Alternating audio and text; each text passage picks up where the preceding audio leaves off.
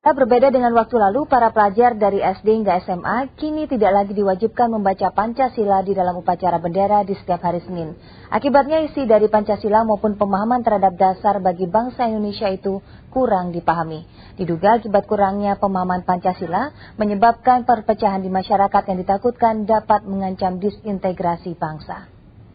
Pancasila sebagai alat pemersatu bangsa Indonesia lambat laun mulai dilupakan. Terlihat dari mulai memudarnya kecintaan para pelajar dalam memahami Pancasila serta menghafalkan isinya. Padahal Pancasila bagi pendiri bangsa dijadikan dasar karena bangsa Indonesia terdiri dari beragam budaya dan bahasa.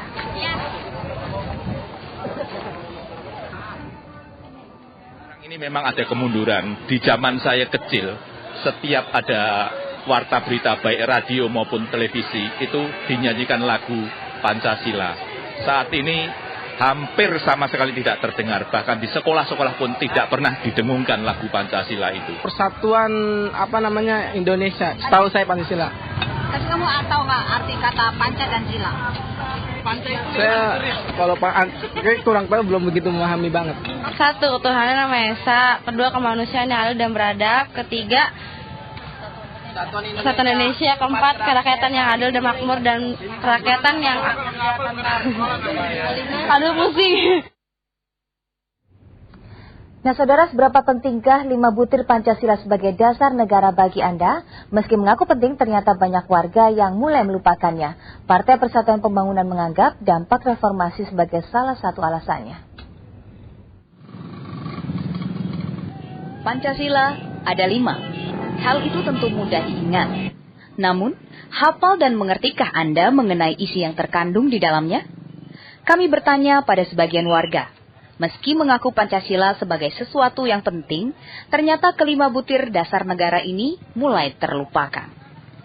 Pancasila ada 5. Sebutin, Bu. Sebutin, lupa. Pancasila 1, ketuhanan yang Maha Esa. 2, kemanusiaan yang adil dan beradab. 3, kemanusiaan yang adil dan beradab. 3, kerakyatan yang adil dan keempat.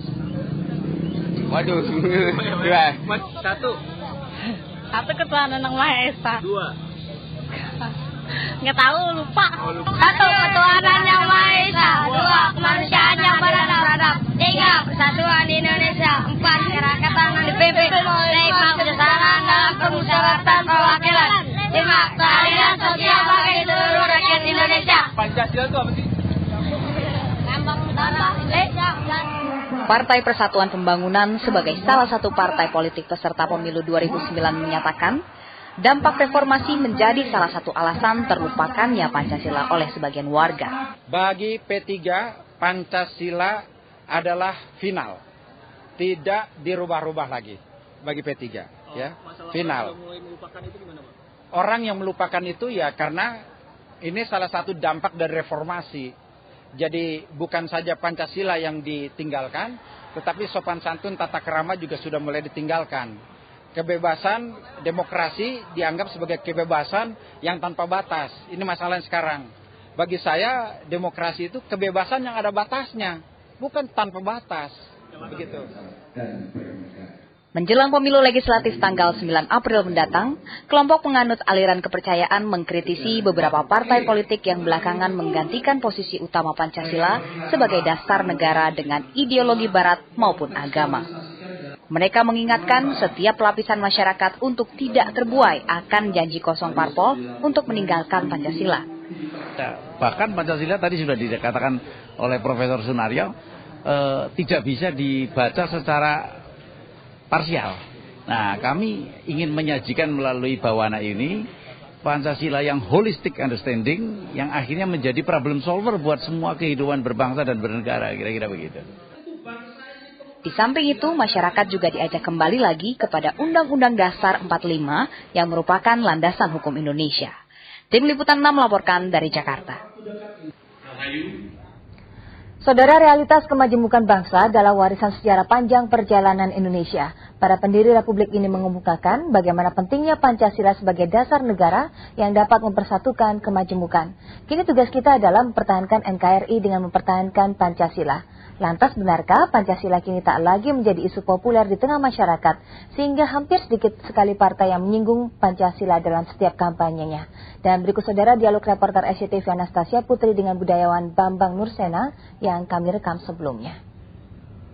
Selamat pagi Pak Bambang. Selamat pagi. Ya, Pak Bambang, kira-kira bagaimana di era reformasi seperti ini penerapan nilai-nilai Pancasila, apakah masih cukup relevan di masyarakat, Pak? Penerapan Pancasila ditinjau dari segi Pancasila sebagai filosofi kronslah, dasar filsafat negara, tentu relevan sepanjang masa. Satu bangsa yang besar, satu bangsa yang memiliki common platform, di mana dia membangun negerinya berdasarkan nilai-nilai yang dihayati dari bangsa itu sendiri sebagai jati dirinya. Melihat situasi politik saat ini, apakah itu masih bisa dibilang bahwa itu sesuai dengan nilai-nilai Pancasila, Pak? Para politisi kita dan barangkali juga adalah sistem politik kita sangat-sangat pragmatis. Di tengah-tengah hiruk pikuk hingar-bingarnya pemilu legislatif dan nanti akan pemilu presiden ya. Dari ke-44 partai itu sebenarnya yang berasas Pancasila hanya sekitar 19. Dan itu pun sekarang Pancasila ironisnya tidak populer lagi di tengah-tengah kampanye politik. Jadi mereka itu hanya menawarkan kalau bukan agama. Jadi politisasi agama. Yang kedua adalah isu ekonomi. Dan ini bahaya sekali. Yang pertama ini sangat mengandung bahaya disintegrasi bangsa.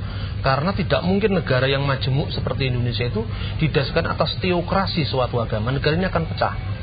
Belajar dari sejarah panjang negeri-negeri lain.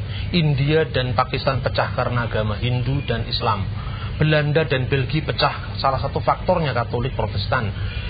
Kita juga melihat negeri-negeri lain yang tidak bisa dipersatukan dengan dasar agama. Maka para founding father kita ini mengemukakan pentingnya dasar negara Pancasila ini yang bisa mengayomi semua kemajemukan negeri ini. Dan yang kedua adalah pragmatisme di bidang ekonomi. Sebab sekarang ini kalau saya mensitir istilah Bung Karno adalah era yang disebut nekolim, neokapitalisme, kolonialisme dan imperialisme.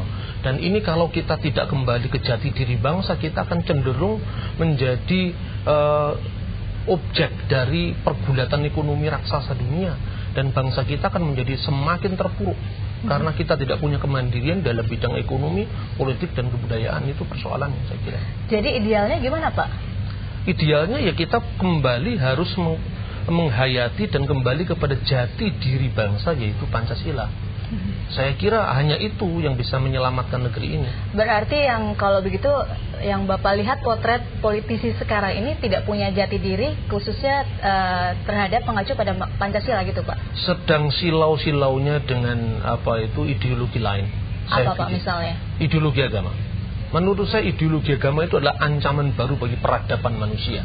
Karena apa? Pasca jatuhnya komunisme sebagai sebuah rezim, ini sekarang muncul yang namanya syahwatul adyan.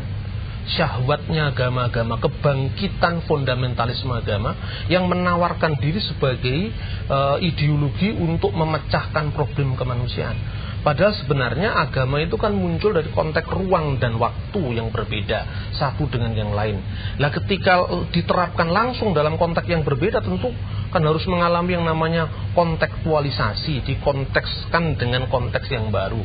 Ketika agama-agama Semitik muncul dalam konteks Timur Tengah yang relatif homogen, maka tidak bisa diterapkan untuk konteks Indonesia yang bersifat heterogen. Jadi revelation atau wahyu itu sifatnya abadi, tetapi implementasi dalam konteks ruang dan waktu itu yang harus berubah, menyesuaikan dengan negara dan bangsa masing-masing. Indonesia adalah jati dirinya Bhinneka Tunggal Ika.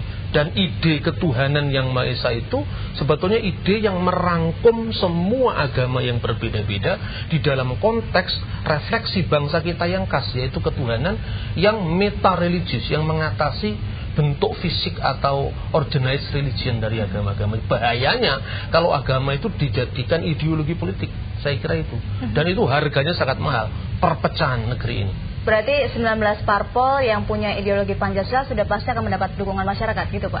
Saya yakin, tetapi apabila parpol ini malu-malu tidak ngomong Pancasila, dia akan kualat dengan Pancasila sendiri. Karena dia akan melawan jati dirinya sebagai bangsa.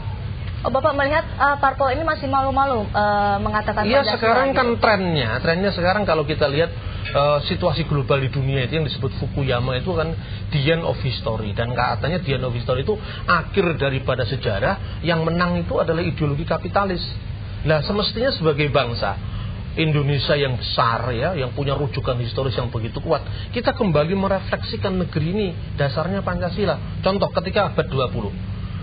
Abad 20 itu ditandai dengan bangkitnya negara-negara nasional sebagai reaksi dari kolonialisme, kapitalisme, dan imperialisme. Pancasila muncul anti segala bentuk penjajahan. Kemudian yang kedua, waktu itu abad 20 itu lagi perang dingin antara blok kapitalis dan blok komunis.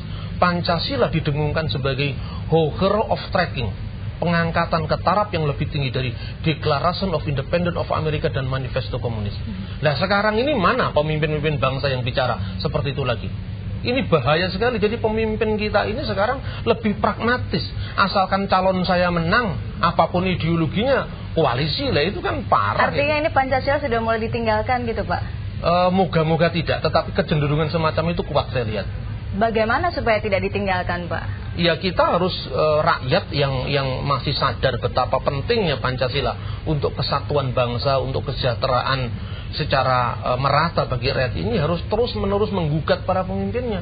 Penyadaran masyarakat ini, pemimpin-pemimpin, jikalau engkau masih ingin negeri ini seperti yang diproklamirkan oleh para founding father, kembali kepada nilai-nilai Pancasila. Tidak ada dasar lain, termasuk dasar agama, yang bisa mengikat kemajemuan negeri kita yang Bhinneka Tunggal Ika. Jadi pemilu 2009 ini nanti pun juga harus mengacu pada asas-asas Pancasila, Pak, ya tentunya ya. Ini pertaruhan. Kalau pemilu ini lupa pada jati diri bangsa, lupa pada Pancasila. Yang ngomong nasionalis itu mesti ngomong Pancasila. Menerjemahkan nilai-nilai Pancasila, mengaplikasikan dalam konteks hukum, dalam konteks sosial ekonomi, dalam konteks politik, dalam konteks pertahanan dan keamanan. Itu negeri kita akan tetap seperti yang dikehendaki oleh para founding father. Saya kira itu. Terima kasih Pak Bambang atas waktunya.